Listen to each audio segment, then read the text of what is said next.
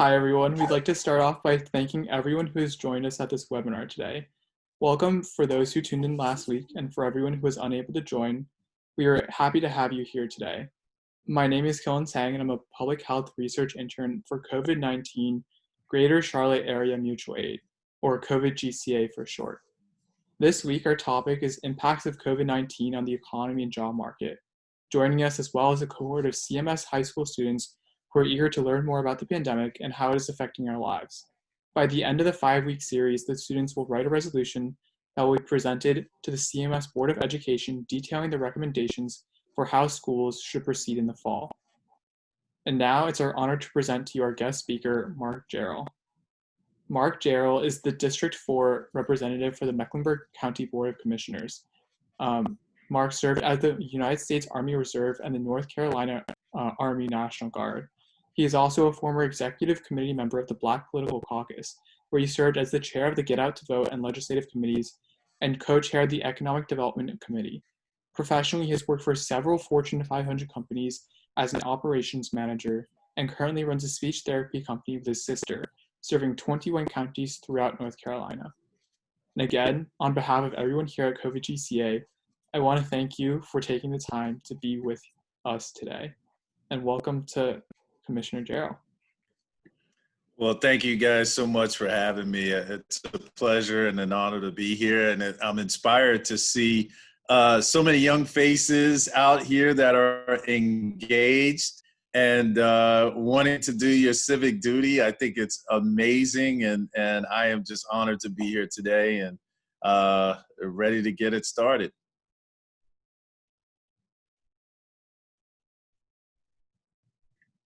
That's great. Do you have any remarks for which you could speak upon just your opinions or what you think about COVID-19 in relation to the job market or the economy as of now?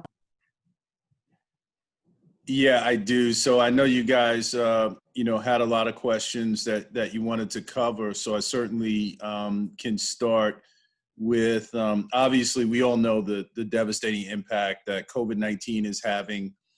Not only locally or at the state level, but also at the national level and internationally as well. And so as a elected official, and we are working really hard to combat and really provide support to those who are most vulnerable, those that have and find themselves with underlying health conditions, primarily in communities of color, our seniors, our disabled. And I'll tell you, the impact goes beyond just the physical. And I think a lot of times we miss that.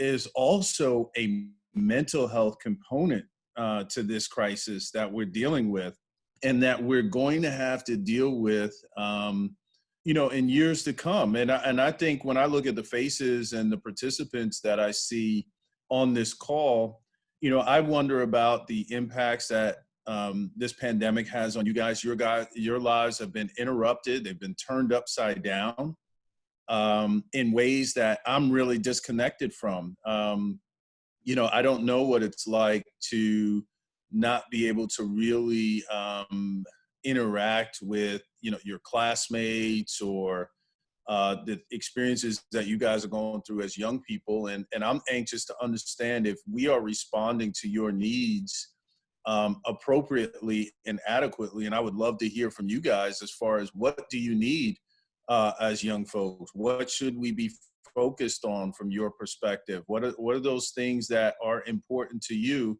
And am I right when I say this does have a toll on you guys from not just a physical perspective, but from a mental perspective? So I'm ready to engage in the conversation. I'm here to learn as well as share as much information as I have. And I don't know the format if you, Killen, are going to go through the questions that were out there and want me to address specific questions, but I'm game for however you want to run the show. Yeah, so I think I'm really glad that you're listening. You're open to listening to all of us and all of our issues, especially during this pandemic. I think honestly, it's up to however you want to roll with it. So if you just want to go through the questions and answer them, that works perfectly fine. If you want to just speak a little bit more about what's on your mind, how you're dealing with this crisis on your end, that would be great too, or Sure. combination. We Anything can works also really. open up the floor to questions whenever you would like as well. Yeah, exactly. Okay. Well, why don't we do this? Because, you know, I think one of the things that happens as elected officials, we're always talking at people.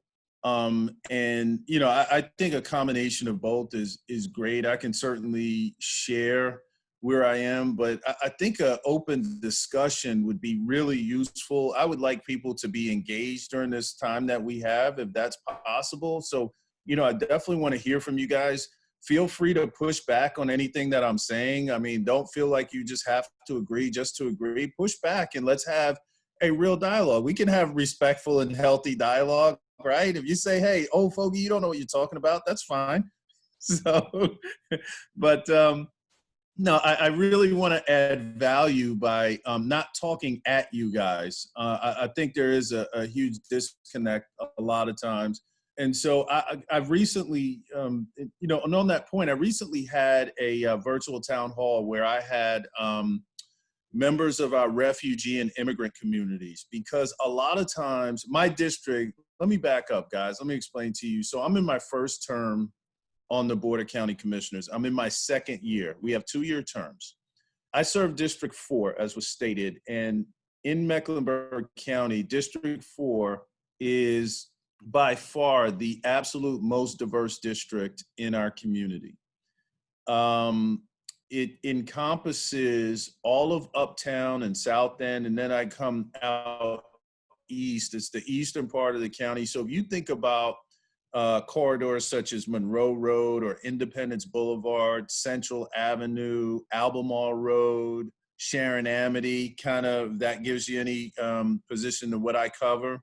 And so my district, you know, like I said, it's so diverse, and that on any given day, you can hear people speaking languages from Spanish to Swahili. You never know what you get over here. I call it the melting pot of Mecklenburg County. And, you know, it's a great district. But one of the things that I've learned, and I've been active in the community for a lot of years, but there are a lot of groups who don't have the same level of voice as other groups. And in my district, that holds true. And so I had a town hall this weekend so that I could understand from our refugee and immigrant communities how COVID was impacting them and their communities. And some of the things that I learned, well, some of the groups that were represented, just so you know, some of the communities were like the Ethiopian community, the Nepali Bhutanese community, the South Indian, Southeast Asian, the Liberian community. We had a community leader from Ghana.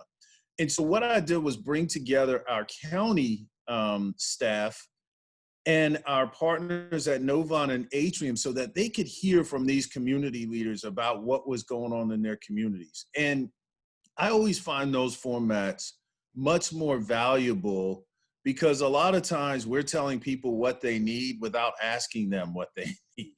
So, and I've learned as an elected official, and the reason why I even got into this thing is because, you know, I felt like that there was a big disconnect. And what COVID-19 has done is it has highlighted those things that we've already known about the disparities that we have in society, particularly as it relates to race and class and socioeconomic status and things of that nature. When you look at the death tolls in our seniors here in Mecklenburg County, when you look at the way it affects our Latino population, our service workers, those people that are on the front lines, those people that are in industries where they can't telework, are all being impacted adversely. And so, you know, those are, you know, while we have to fight for everyone and everyone, you know, deserves a voice, you know, my role, I see it in this pandemic, is to make sure that we are providing as much resources, many resources to those that don't have a voice, to those that, can't be on calls like this, to our seniors where there's a digital divide, where our children that are going back to school. I suspect that many of you guys, have parents that maybe can telework or have options for you if you have to use the virtual learning option. But I want you guys to remember that there are families out there right now whose parents and families are in a lot of pain trying to figure out how they have to go back to work and how are they going to support their children, because they don't have the option to leave their children home, but they also don't have the ability to pay for childcare or other mechanisms to make sure that their children are supported educationally. And that's where we have to come in as elected officials and as government and find creative ways to support our working families, those families that are already socioeconomically disadvantaged, but our single parents, our families that are working poor. And this has had a devastating toll on our community. I'm also outside of being elected official, we're small business owners. We have a speech therapy company. And so I can talk to you as well from a business perspective and tell you that small businesses are being devastated. And so this is impacting all of us, and it's up to us to come together and to find those solutions.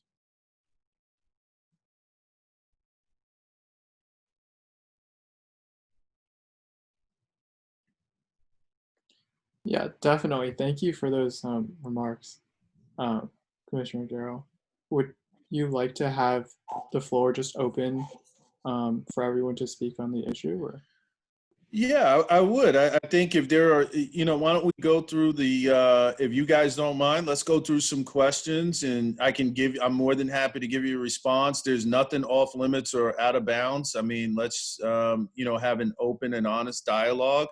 There are things that I may not know, but I certainly would love to be able to follow up and get you the answers that you need. Some of the things, keep in mind, will be my opinion. I'm not reflecting on some of the things. I can tell you what we've done as a board. Some of the things will be my opinion as far as the way we should approach things moving forward. But just remember, it's my voice.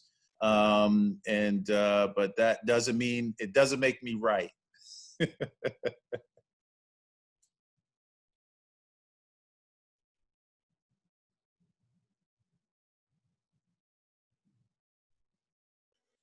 So I had a question for you about small businesses. I actually am working on another project very similar to this concerning small business owners, and I kind of focus more on people who are in the food industry, and they have to work very hard to make sure, everything is safe for their workers and for the people who come in, because I actually work at a place very similar to that. So I wondered what you thought about if you were to try and develop, say, an app or a website. I know for a fact that there are a lot of people my age or older who would be willing to volunteer to be like a social media expert to get that kind of advice and to help people, develop apps and that sort of thing. I'm a huge believer of volunteering. Personally, I think there are so many people my age who are willing to do things for free just for the experience. Yeah. But I wondered what you thought about that. Like, do you think there could be something could be developed to help small business owners? Well, absolutely. And so thank you for that question, and thank you for what you're doing. Is it Daya? Dia, yes. Yeah, excuse me. So thank you for that question, and thank you for what you're doing. So I want to tackle this two ways, if you don't mind. And I'm gonna get to the app piece in a second. But let me give you the response, what we did from a governmental response when it came to small businesses. So on the county commission, we launched two programs. One was a micro lending program for businesses that had 5 employees or less. It was targeted to provide immediate assistance up to $10,000 for businesses that were not in, they just were not large employers. So you think about landscapers, beauticians, barbers, beauty salon owners, those type of folks that may be single sole proprietorships or just a few employees that are working for them, but were hard hit because of phase one conditions. But also needed to sustain their business. And then we also came up with a program for anyone with over 5 employees and tried to broaden that program and increase the amount of funding that would be available to help sustain those businesses up to $25,000. So those were some of the first things that we did as it relates to small business. I was one who was pretty vocal as a small business owner. I will give you this caveat. I, as a county employee, could not take part in the county business program. So I wasn't an advocate on my own behalf. I was literally an advocate for our business owners. And so we put about $5 million into that program, and I was proud of that. And we're still trying to find ways to reach more business owners to take advantage of both of those programs. So that leads me into what you just said, because there is a space and an opportunity that can and should be created. One of the barriers that we found is that we can't get the information to as many business owners as we want. We still have money sitting out there ready to be loaned and granted to a lot of these businesses. So one of the things that I would love for you to help me with, Dia, and help us as a county and anybody else that's here, is to help us find ways to get information about these lending programs to the business owners in Mecklenburg County, whether they're in any of the surrounding towns, the city of Charlotte.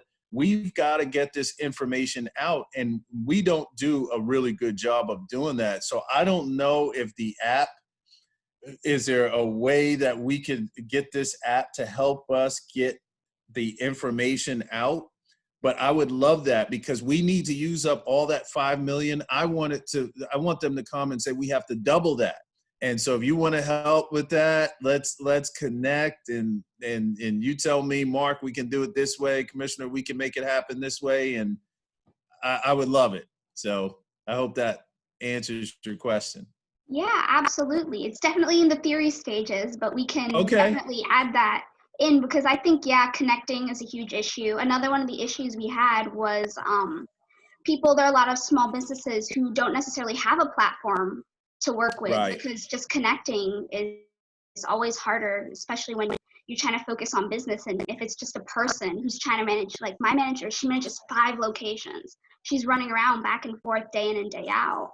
So yeah, definitely I understand how that could be a problem. Yeah, I think I could definitely try and help with that.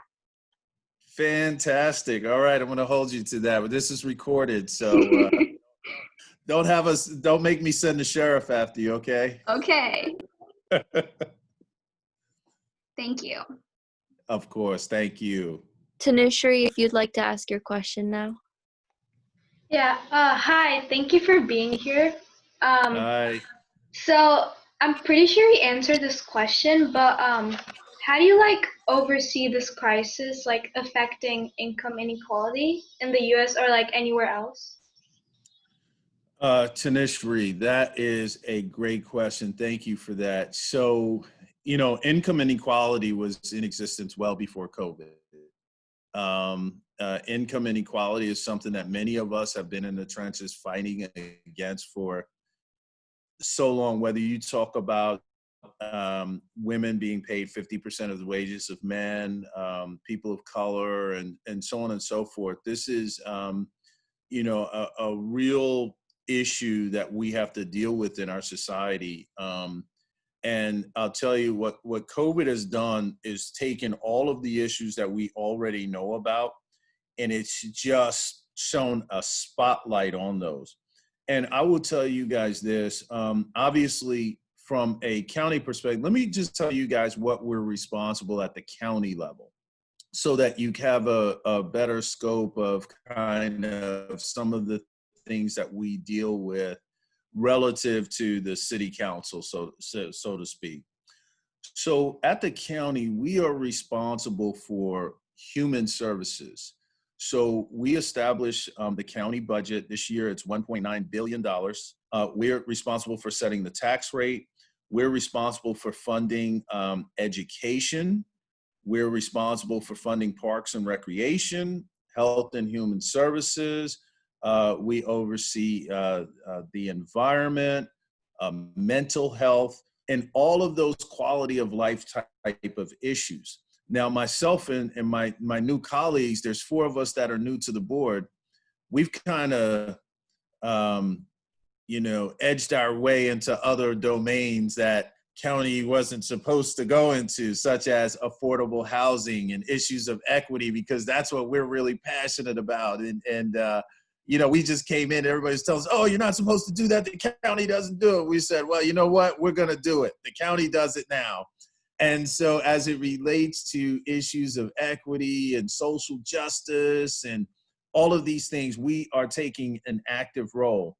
But we also have to work within the confines of what our statutory requirements are as well. So we're kind of pushing the envelope, but as it relates to, particularly these issues of equity, we have to make sure that our lens is always, every policy that we do comes through a lens of social justice and equity within our community.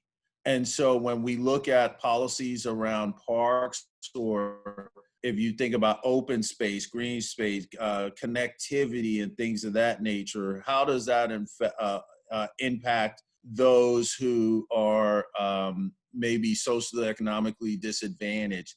How do we create roles within the county? So one of the first actions we did as a board, we said, okay, everyone who works for Mecklenburg County is going to at least get a minimum wage of $15 an hour. That was really important. That was the first action we took as a board on our retreat, January 2019. And we said everybody's going to be, every full-time worker, so let me clarify, every full-time worker, $15 an hour. As we get corporations and businesses that want to come to town, and they want to receive tax dollars or public dollars for because they're going to bring in jobs, or they're going to contribute to our economic base. One of the things that we do as commissioners, we say, okay, what are the salaries that you're paying? Show us your board. Show us how many women are on your board. Show us how many people of color are in supervisory or management positions. So we have started asking a slew of questions, because if you're going to be here, you're going to have to fit into the culture that we're trying to create, the community that we want to create here, which is one of equity, one that values diversity, one that values everyone and understands that everyone comes to the table with their different skill sets. And so we always have that lens as we move forward. And so as we continue to push and challenge different organizational structures to change some of the institutional structures and barriers that have been in place for so long, we're going to go ahead and break down a lot of those barriers. We're going to change the status quo, and you will see an adjustment as it relates to equity and income inequality and all those other issues that have been plaguing society for so long. Thank you. Absolutely.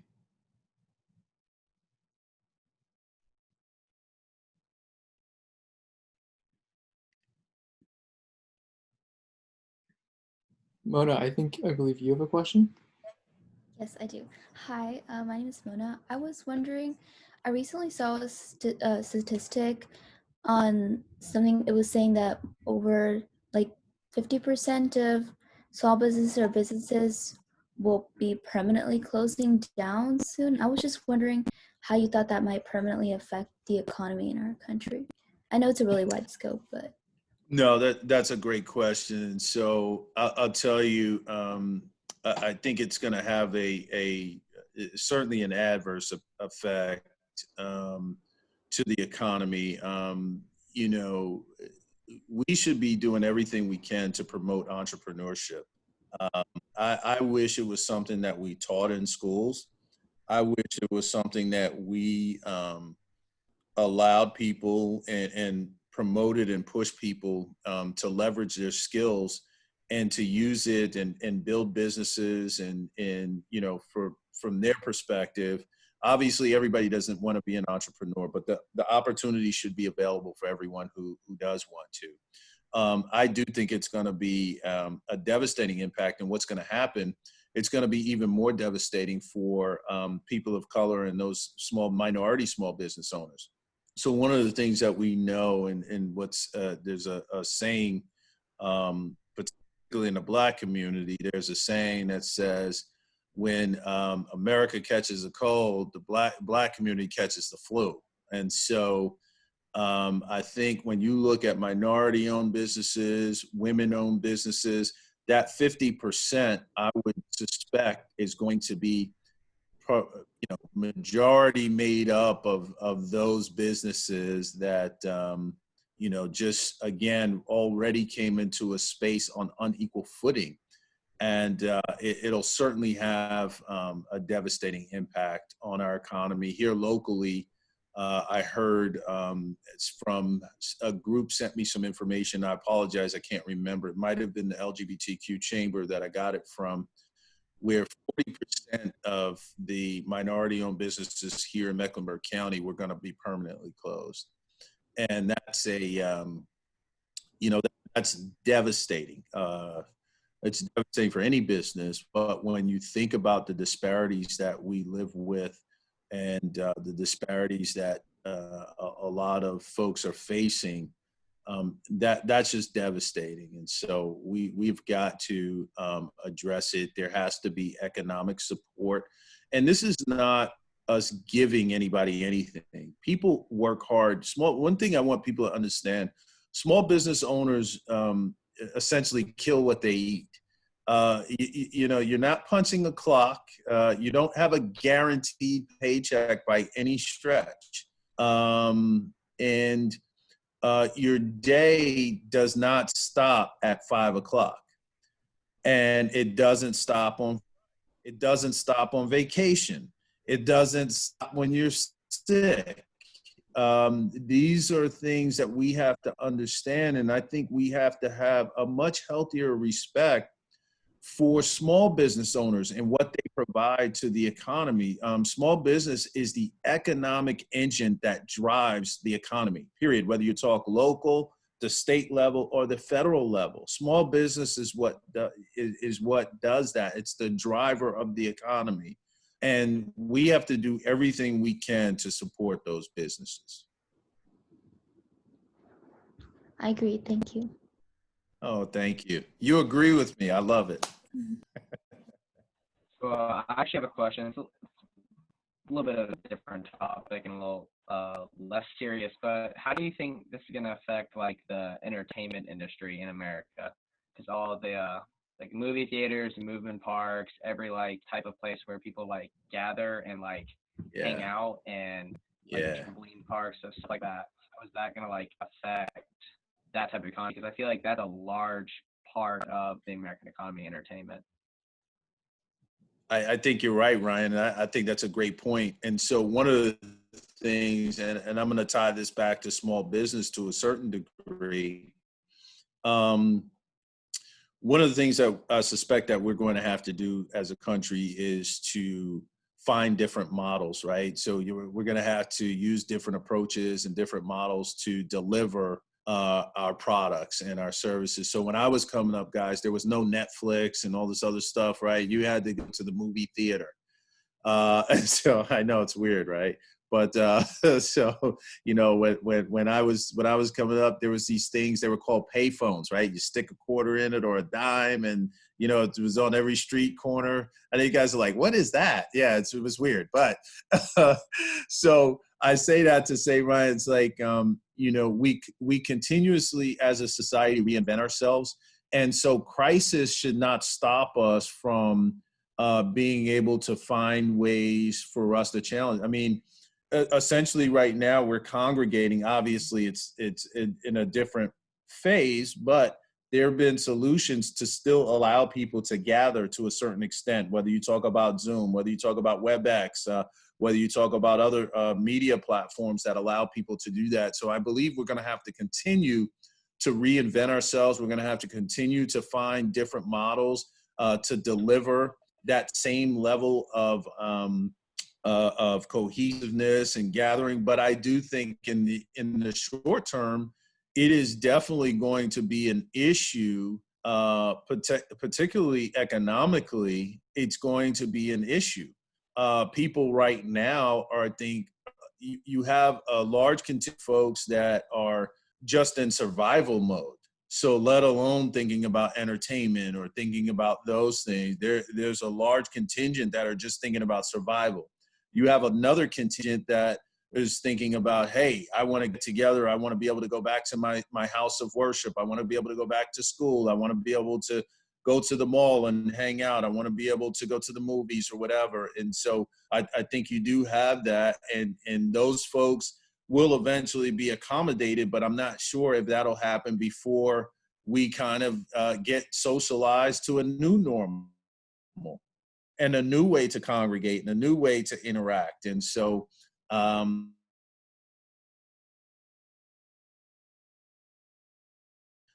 but there will be an impact.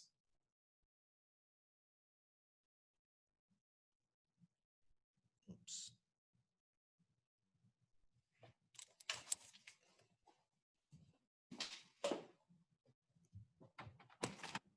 Guys, I'm sorry, my internet was unstable. I'm sorry about that. No worries, no worries. Take your time. Sorry, I'm gonna come to a different location. You may see you may hear my girls because I'm not in my office, so I apologize in advance. But the thing that I was saying is that, you know, until we find a new solution, you know, we're going to really experience some difficult times, particularly from an economic standpoint. Yeah, thank you. That makes a lot of sense. Thank you. Gotcha. Hi, Commissioner Jerrell. I had a question. First of all, thank you for coming out to talk to us. But so, My pleasure. Unemployment rates are very high, like everywhere in America right now because of the coronavirus. So I was just wondering, like, I guess because you're limited to like your district and your county, but because you talked about how Americans are in survival mode. And I read an article about how Duke Energy and like there was some court case about how they were trying to raise electric bills and rates in a time where a lot of Americans can't really pay their current rates. So I'm just wondering how the county itself is helping unemployed people. Wow, thank you for that. Well, I'll tell you, we've launched a tremendous amount of programs to provide support along a lot of different lines. So I told you about our small business support.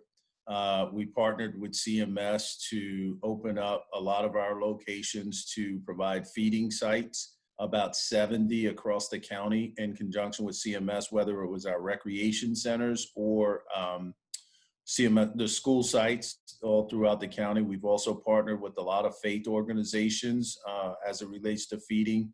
We funded a tremendous amount of organizations that could be boots on the ground. So government can't do everything, guys. And that's the one thing that I want. If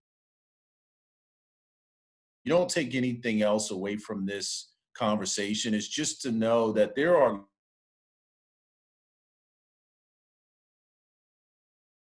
limits to what government can do. Oh no, here we go.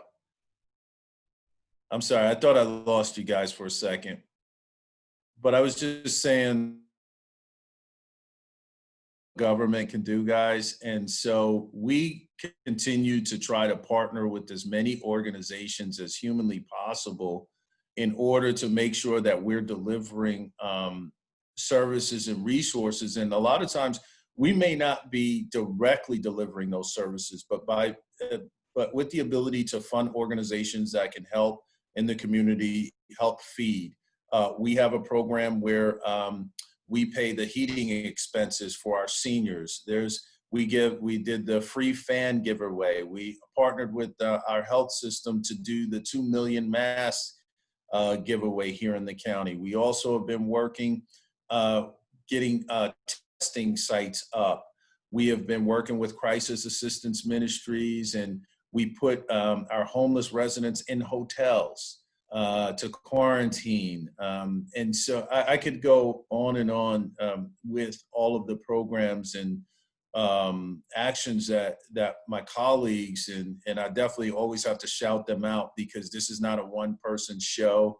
And my colleagues just are some awesome individuals that have great hearts and have done a tremendous amount of work. And our county staff has definitely done a yeoman's job. And so I know a lot of times it may seem like our meetings are somewhat contentious. And that's just because we're all passionate about making sure that the people that we serve are served appropriately and that they do have the resources and that, and you know, one thing that I want you guys to know in this role, you know, my stomach it stays in knots, right? It stays in knots. It's always something that's left undone. It's always something that's left unsaid. There's always someone else to try to help. And your brain never turns off. You're constantly thinking. And so just know that you have leaders that really care about this community. They care about the people in this community. And we care for our most vulnerable. And those who are marginalized are the ones that we really are trying to make sure that we capture and wrap our arms around those folks and let them know that they have a voice inside the government center at 600 East 4th Street. Thank you so much. Absolutely. Thank you for your question. Hi, I actually had 2 questions. Is that okay? That's no, you have to have 3. Okay. My first question is, do you know what the unemployment rate may be if the current state of COVID does not change, like either in the next 5 months or in like 2021? No, I don't know what the projected rate is going to be, what that rate is projected for 2021. And we have been trying to, that's so great that you said that. One of my colleagues just requested the unemployment information from staff at our meeting. It was either last night or the meeting before. So we're trying to get that data around unemployment and the amount of claims that are filed here in Mecklenburg County. We know it's high and it's a scary number. And speaking of unemployment, really concerned about the end of the federal subsidy, what was called PUA or pandemic unemployment assistance that went out to those folks that were self-employed and small business owners and things of that nature, and also provided an additional $600 a week on top of the benefits that came from the state. So thank you for asking that, but we're not sure what the projection will be for 2021. I suspect it's going to be high because all the health, public health departments are predicting a potential surge again in the fall as it relates to COVID. And if those predictions come true, unfortunately, it's difficult to say where we'll be as a community and which institutions and industries will be most impacted. Got it. Awesome.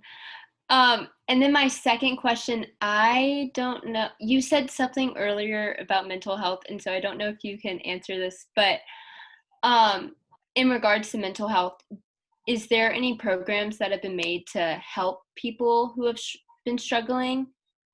Yeah, so that's a great question. There have been, so we've been funding mental health agencies to be able to deliver services directly to the community. We contributed, there's what's called a COVID relief fund. And so that fund has been instrumental. It raised about $19 million. It's been instrumental in providing grants to different organizations, and one of those areas was mental health.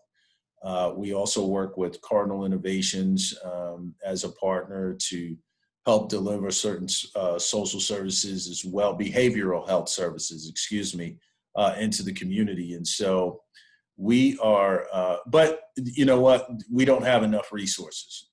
You know, we just don't have enough. So I say we're delivering it, but please don't get it mistaken that I'm saying we're doing a good job, because that's an area where as a community, we're not doing well. We have to do much better. There's still too many barriers. Again, and I know, guys, I sound like a broken record, but when it comes to people of color on all of these quality of life indicators that we're talking about, people of color are just extraordinarily on the wrong end of all of those elements. And so we are not doing a good job of delivery. And it's not, and I want you guys to understand, it's not because we don't want to. I think sometimes we have to be more creative. I made a statement last night at our board meeting for us to start thinking outside of the box. That's why when you guys tell me you have an app that you want to use, Dia, I'm like, yes, okay, just, you know what, make it happen so we can try to deploy it. If nothing else, I'll use it for my district some kind of way. And then we'll show proof of concept and move forward. But we have got to start thinking outside of the box. How can we get information to people that don't normally get it? So I challenge all of you guys. How would we get information to our seniors who don't, or people where there's a digital divide? How do we do that? How do we let them know that mental health services are available? How do we let people know that they can come and get a free fan from the county? How do we let them know that we'll pay their senior, we'll pay your heating bill? Or we have a program that we set up where we make repairs for our seniors to their homes. So these are the things that we're challenged with. And I didn't mean to go on that tangent, McKenna, but as we look at mental health, that is something that is going to be vital, particularly as critical as we navigate through COVID-19. And it's not just for the next couple of months, guys. This is something that we're going to feel in this community, in the state, and in the country for years to come. And, what is the impact that it's having on you guys right now? How will that impact play as you go into college or in your careers and different things of that nature? So I think those are things that we have to continuously address. Thank you. You're welcome.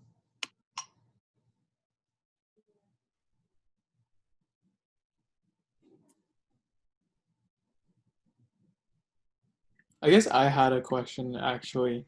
So I was wondering, given that it's, at least from what I understand, it's kind of unlikely that we're going to have a vaccine until around December or January.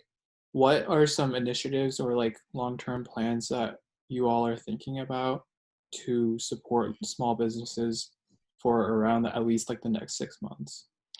Yeah, great question. So, the thing is, we've got pretty much, my focus is financial support, pretty much, right? At the end of the day, small business owners, if they don't have funds, they can't pay their mortgage, they can't pay car payment, they can't buy food, they can't pay employees. So at the end of the day, I mean, I think the number one priority is the financial support, and we've got to find ways to put funds in the hands of those businesses that need it. We also have to have funds to help people recover. To Mona's point earlier about the businesses that were going to be closed down, right? So we've got to be able to stand those businesses back up as well. And so we can't just say, oh, too bad, pandemic hit you and good luck because, your whole life savings and your dream went down the drain. That's not a acceptable answer for me anyway. And so we've got to find ways to help stand people back up. We've got to find ways to get funding into the hands of those who need it. We've got to help them not only sustain jobs, but we want to put them in a better position so that they can create jobs. Because we're going to have a lot of people that are displaced, to McKenna's question just earlier. And so we have to really think comprehensively as we approach all of these issues. And you have to remember, they're all interconnected.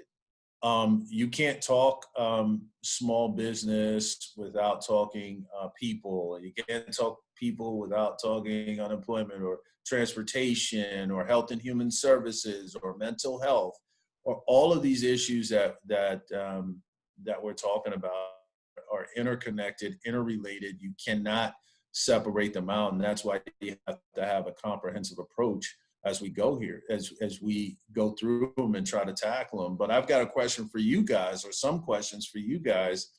On the local level here, I mean, what are you guys most concerned about? What are the things that keep you up at night?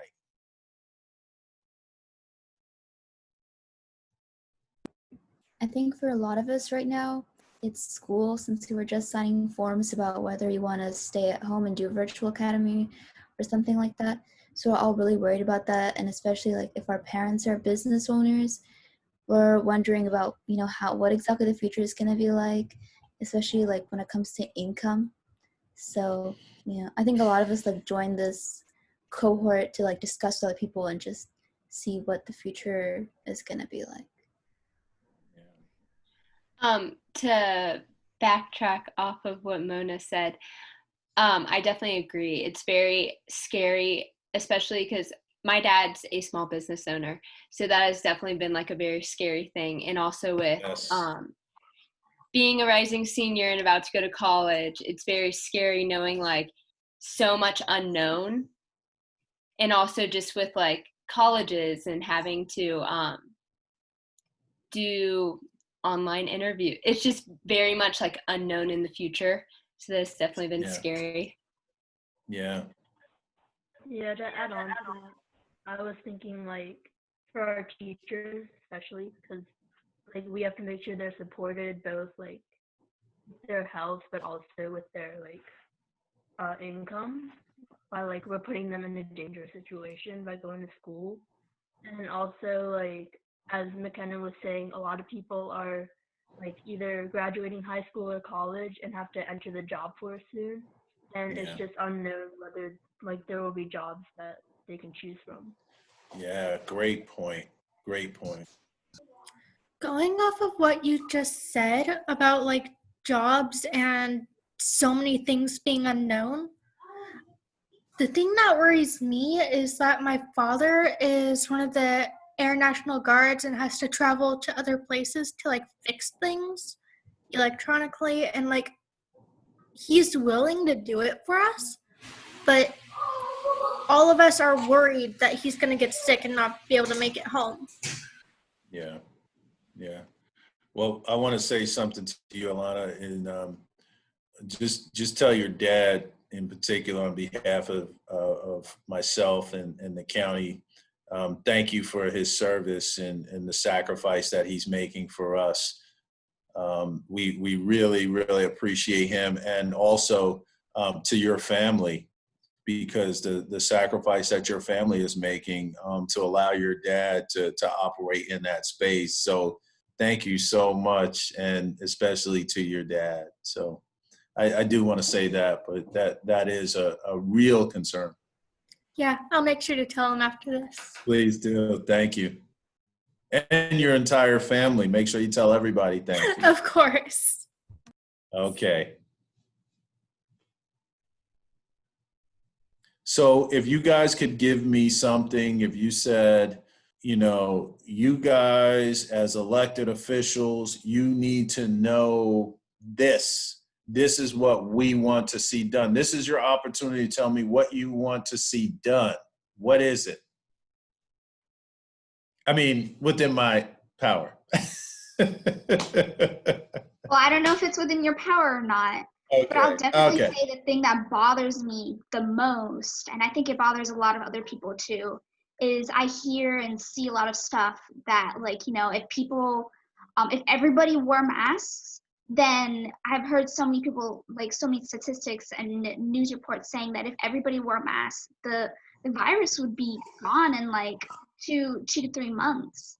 And that's really concerning for me because I work, and at my job we have to wash our hands constantly and we have to change our gloves, and we're supposed to be wearing masks, but people come in without masks, and I don't want to be rude or disrespectful, but I just have to be, I really, really wish like people would consider, you know, the health of people around them. And that's probably what bothers me the most. I know school is stressful, but I can deal with it, you know, and colleges, that's also very, very stressful. I can deal with that.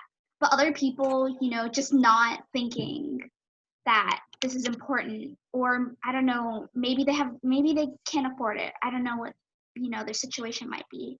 But that's definitely, it scares me a lot that people don't know that this could be very bad, that other people are still suffering. They can't open their businesses, or they can't pay rent, or they can't, the homeowners can't, they're not getting money. They're having to pay out their mortgage by themselves. They never accounted for that either.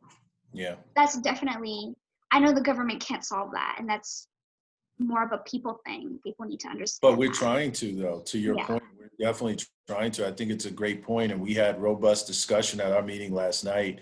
Not only for people, we talked about enforcement of masks, but we also talked about trying to enforce people congregating in large gatherings without masks. So the 3 W's is what we call them is wash your hands, as you alluded to, wait, keep social distance 6 feet between everyone, and obviously wear your mask. That is such a great point, and we are trying to push that message. We have a 2 million mask initiative here in Mecklenburg County where we're giving out masks with our partners from the public health, from the health systems. We're giving away masks. And so to your point, there's not really a barrier as it relates to cost because we're giving them away.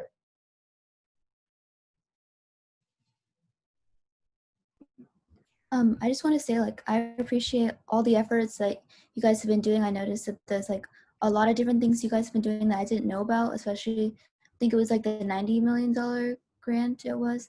So I was thinking maybe just kind of get the word out more about everything you're doing, and then I feel like people would be more aware of the resources you're giving them, because I know like a lot of my friends, they didn't know about a lot of things you were saying, and maybe like they could have gotten help with their heating bills or something like that. So I thought maybe just getting the word out. That is, guys, that is a big issue, is communication and communicating to folks so that they understand everything we're doing. What I'm going to have an ask here is that I want you guys to help me push that information. If you guys can follow me, I think your age group, you guys don't even really do, I know you don't do Facebook that much. I got to get my IG game up. I know people don't do Facebook. I know I got to get my IG game up. You guys do Twitter at all? No. But IG, if I start putting stuff out on IG, will you guys help me push it out? Absolutely, yeah. If you guys don't mind, all right, I'm gonna step my IG game up. You know, I'm a Facebook and Twitter person, but I gotta expand. So I'm going to step my IG game up. So if you guys can go and find me there, Mark Jerrell, MarkJerrell. Find me there. I think, no, you know what? I'm sorry, guys. I think it's under Mark for the People. So it's Mark, the number 4, the people spelled out. And then I'm going to start making sure that I get the information out. And if you guys will commit to just at least sharing that info, that would be fantastic. That's a thumbs up. Thank you, guys. So that's cool. And then also, you got to make me look cool too. That's a tough one, so that's all right. But we're all going to give you that follow. Thank you, guys. Thank you, guys. I do appreciate it. And I'm going to, every once in a while, if you don't see stuff, because I post stuff a lot. So if you don't see something, I want you guys to get on my back and say, look, you're posting on Facebook, but you're not out here. Put it up on IG. You got to give me that reminder, because it's muscle memory. My muscle memory it goes automatically Facebook and Twitter, and then I'm shut off. So you guys got to make sure you stay on me, okay? Absolutely. Yes, sir. All We right. want to thank you again for being here with us tonight. Your conversation and your talking points have been very, very helpful to all of us. We all learned at least something new today. Good, yeah. But thank you so much for your time. No, I want to say, guys, thank you so much for having me. Please consider me a resource. Anytime you need me, I'm more than happy to come and share with the group, or even just listen, guys. You don't have to invite me just to talk, okay? If you guys say, listen, we want you to hear this conversation, we think it's really important. If my time allows and you give me enough leeway, I'm more than happy to come. So thank you guys so much from the bottom of my heart. Remember, I'm Mark for the people. Thank you, Commissioner Awesome. Jerrell. You've been lovely. Thank you so All right. much. Thank you, everybody. Stay safe. Remember those 3 W's. Wash your hands, wait 6 feet apart, and wear your mask. God bless, everybody. Bye, Commissioner. Bye-bye. Thank you. And the cohort is free to leave as well. Thank you guys for coming.